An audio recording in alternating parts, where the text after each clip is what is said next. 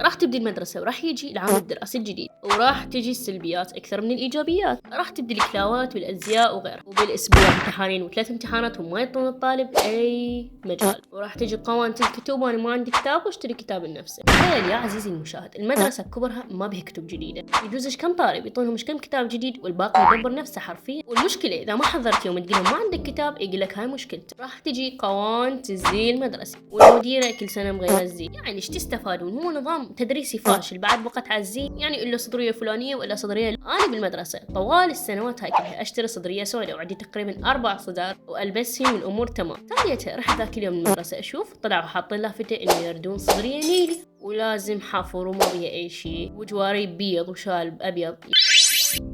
يعني ايش راح تستفاد المديرة لو غيرت الزي مثلا، او خلي الطلاب يلبس كل ما يريد؟ اكو ناس ما عندها تشتري كل سنة. شفت المضرة هذه؟ وراح نشوف كل انواع المغثى بادق التفاصيل. راح يجونك هواي انواع طلاب، اهم 3 انواع. هو اول نوع هو الطالب اللوقي اللي يتلوق للمدرسين على مود درجة او درجتين، ويا ريت لو يكون شاطر يتلوق حتى ينجح. هاي اتذكر كان عندنا طالبة تقول اروح في دول عايزة فلانة، واللي كتلك هي نفسيتها تحكي عليهن. اوه ماي جاد. اما النوع الثاني هو نوع السكاكين، اللي اذا اخذ 98 يبكي يريد 100 حرفيا، ويانا هيك نموذج بالصف فد انغث من يمه. اما النوع الثالث اللي هم صايرين مضحكة الصف، كسالة القاعدين اخر رحلة، ولا انا قاعدة اخر رحلة بس مكسولة. المهم يجونك يسوون وياك عركات فزعات وهم اصلا ما يعرفوا، ودائما تشوف ازيائهم كول ولبسهم، يعني تحسهم طالعين من جراند، ومشاكلهم ما تخلص ويا الشعب الثاني. ونسيت اذكر رابع نوع. هذا النوع اهم من ذولا كلهم. هذا النوع من يحكي لك تحس كانه ما اكو شيء يتحل، او مرات من يقرب صفك تحسه ما سابح سنة كاملة. ترى ما بلاش وصابون رخيص. وبالنسبة لي يقولون ترى ما عنده فلوس يشتري معطرات وهاي السوالف، يعني بس حاير كاتلنا كتل بالريحة مال اندومات طحنا ويروح يقعد بالصف وياكل ويخيسنا تخيس، بس ما عنده فلوس يروح يشتري له معطر. يعني ارتقوا، ترى هو ب2.5 أو ب3000.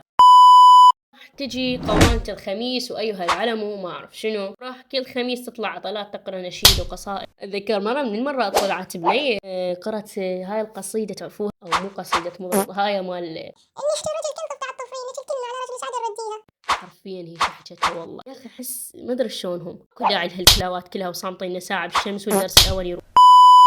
الشغلة الوحيدة اللي أحبها بيوم الخميس كان دائما عندنا درس جغرافيا وتاريخ أول درس فيطير الدرس. هاي الشغلة الوحيدة اللي أحبها بيوم الخميس. بالإضافة إلى هاي السلبيات كلها اللي ما تنعاد، الحانوت تقفص عليه. إذا شغلة بربع تبيعها لك ب500، إذا 2 بربع تبيعها 1 بربع، أو إذا قامت تبيع أكل يوه. وأكو إيجابيات في المدرسة طبعا، بس السلبيات أكثر. مصنف أصعب أول منهج بالعرب، وسابع أصعب منهج بالعالم. ولك التخيل يا عزيزي الضغوطات اللي تصير على الطالب، سواء كان من الطلاب أو المديرة أو المدرسين اللي يسقطونك ويخربون معنوياتك كلها، أو من الحانوت اللي تقفص عليه، أو من المنهج اللي ما ينبلع. أتمنى ما أكون طولت. مدرستي العزيزة، بصحة مدرستي العزيزة طلعت من الأوائل، والعالم أعطوني والله، ويطلعون بس ولد المعلمة يعطونهم هدايا ومدري شنو. واحنا انا شفت من الاوائل طبعا، ما حطاني اي شيء. احنا كاتبين المعلم شمعة تحرق نفسها لتضيء الاخرين، احنا المعلم مالتنا يحرقنا حتى يضيء نفسه.